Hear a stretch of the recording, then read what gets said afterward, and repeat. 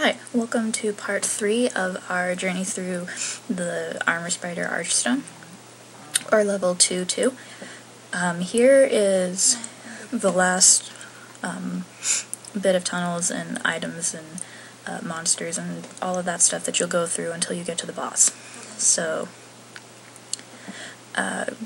first things first, always remember to be careful going down here because the corridors don't leave you a lot of room for dodging or letting your partners go through with you. This tunnel in particular that you see here is a little bigger than the other ones, but not by much. So we encounter our first, what I believe is called a giant Bearbug, and there are some smaller ones throughout this last leg of the tunnels, but this is probably the largest of them that you'll see on this map, and they are a pain. But Kuro did most of the damage to them. I took a couple of swings at him here, but Kuro really wanted me to be careful because I didn't really have a lot of defense and I couldn't do much damage to these guys, so I mostly just stayed back. So you won't see me doing a lot, but I am recording, and I am trying to help. But these are the guys that once you take them out, they will explode. So it's high priority that you get a safe distance away from them. And remember that just being around the other side of a wall is not good enough. You need to make sure that you are far enough away, just in general. Imagine a circle or something. But past him, we went and just doing some exploring, looking around. He told me around here that we were really close to the boss, so I was getting kind of antsy. We saw another one of those guys here, the giant Bearbugs, and it's kind of hard to tell because the way that the camera angle was set up, you see the bones on the wall behind me, which doesn't really look all that interesting, I guess, but just waiting to have him taken out. And I think this one, there should be a tunnel that you can go around, just a circular pathway. I was looking for my bow here because I wanted to see if I could help out with some range stuff, but I forgot that I put it back into the storage at the Nexus, so I wasn't able to do that. Kind of disappointing, but that guy, he erupted in fiery gas, and then he was done. So they drop shards of Dragonstone, I believe, and then you will find a chunk of clear stone here. Moving onwards down into the tunnel, there is a little glowing pit over there. I advise you against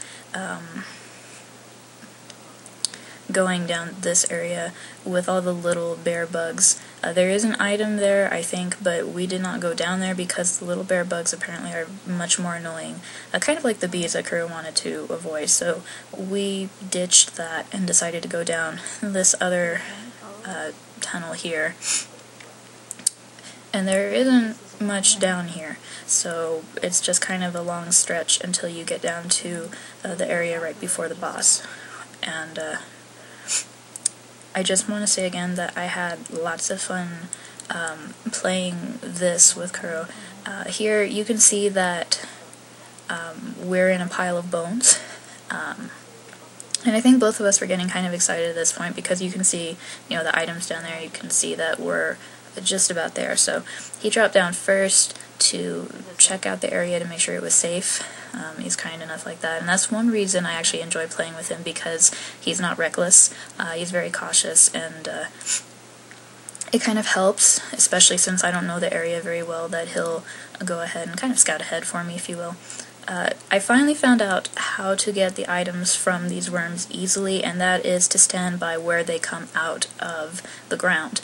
Not trying to get items from their heads, but rather from their source. So we took them out, or rather he took them out, and we got the items. And going forward, there's a little place where we had to wait a little bit, and that is around here. You can see that there are some worms here, and I really wanted the items. I am a greedy item hog, but I wasn't able to get them because of the fire there, so I cut out the clip there because we actually stood there for literally a minute or two doing nothing, just looking at them, trying to figure out the timing, what we wanted to do, and I don't think he realized how much I really wanted those items, but I had no way of taking them out, so he was willing to go in there and risk taking some damage to get rid of those fire spewing worms for me, so I could go in and get the items. So that is what is happening here. And it turns out that the items were, you know, they were worth it, I guess. They're always worth it. A shard of greystone for the first one, and then just lots of different things that I found here in this Stonefang Tunnel area. Lots of equips and stones for equips. The last item that I picked up were the Hands of God, 2 Hands of God, and they're fist items, I believe, that Kuro told me, and I hadn't tried them yet, but I was very intrigued by them. You know, Hands of God sounds really ominous and everything. But anyways, here is kind of right before the boss area, so I spent a lot of time here, you know, just trying to prep myself. I was asking Kuro questions like, what do I expect? What kind of attacks or movements does this boss do? You know, what is he? We waited a little bit to look around to see some other soul signs, some other symbols from other players, to see if we could summon anyone else for help. There wasn't any, and I actually went in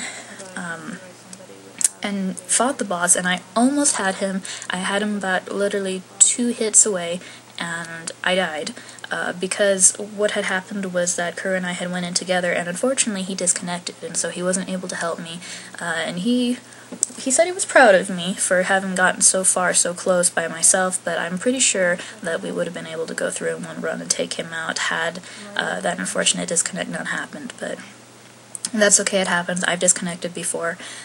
We've had some hiccups. It just happens. But anyways, in the next video, we'll show you that.